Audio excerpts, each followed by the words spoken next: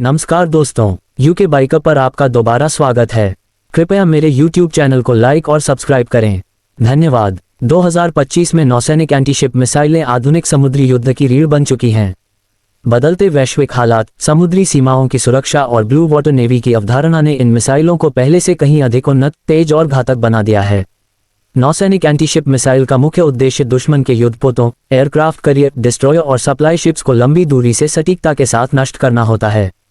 2025 में विकसित और तैनात मिसाइलें केवल हथियार नहीं, बल्कि अत्याधुनिक सेंसर, आर्टिफिशियल इंटेलिजेंस और नेटवर्क सेंट्रिक युद्ध प्रणाली का हिस्सा बन चुकी हैं। इन मिसाइलों की सबसे बड़ी विशेषता उनकी मल्टी प्लेटफॉर्म लॉन्च क्षमता है। अब एंटीशिप मिसाइलों को युद्धपोतों, पनडुब्बियों, नौसैनिक लड़ाकू विमानों और तटीय रक्षा प्रणालियों से दागा जा सकता है। इससे किसी भी नौसेना को रणनीतिक बढ़त मिलती है, क्योंकि दुश्मन को यह अंदाजा लगाना कठिन हो जाता है कि हमला किस दिशा से होगा। 2025 की मिसाइलें समुद्र की सतह के बेहद करीब उड़ान भरती हैं, जिसे सी स्किमिंग प्रोफाइल कहा जाता है। इस तकनीक के कारण दुश्मन के रडार और वायु रक्षा प्रणालियों के लिए मिसाइल को समय पर पकड़ना बेहद मुश्किल हो जाता है। आधुनिक नौसैनिक एंटीशिप मिसाइलों में हाई स्पीड और हाइपरसोनिक क्षमताएं भी देखने को मिलती हैं। कुछ मिसाइलें मैक 2 से मैक 3 की गति से उड़ान भरती हैं, जबकि नई पीढ़ी की हाइपरसोनिक मिसाइलें मैक 5 से भी अधिक रफ्तार हासिल कर सकती हैं। इतनी तेज गति के कारण प्रतिक्रिया का समय बहुत कम रह जाता है और लक्ष्य के बचने की संभावना लगभग खत्म हो जाती है। इसके साथ ही टर्मिनल फेज में मिसाइल का अचानक दिशा बदलना और ऊंचाई में बदलाव करना इसे और भी खतरनाक बनाता है।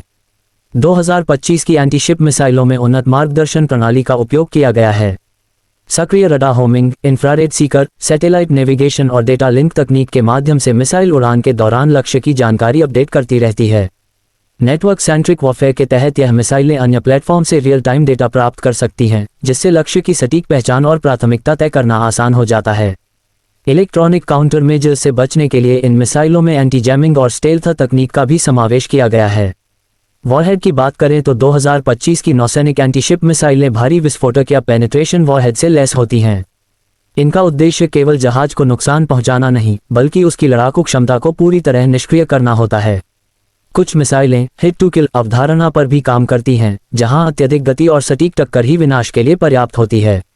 भविष्य की समुद्री रणनीति में नौसैनिक एंटीशिप मिसाइलें निर्णायक भूमिका निभा रही हैं। 2025 में ये मिसाइलें शक्ति संतुलन का अहम कारक बन चुकी हैं, क्योंकि सीमित संसाधनों के बावजूद किसी भी देश को मजबूत समुद्री प्रतिरोध क्षमता प्रदान करती हैं। तकनीक के निरंतर विकास के साथ ये मिसाइलें आने वाले वर्षों में और भी अधिक स्वायत्त, तेज और घातक होती जाएंगी, जिससे समुद्री युद्ध की परिभाषा पूरी तरह बदलती नजर आएगी।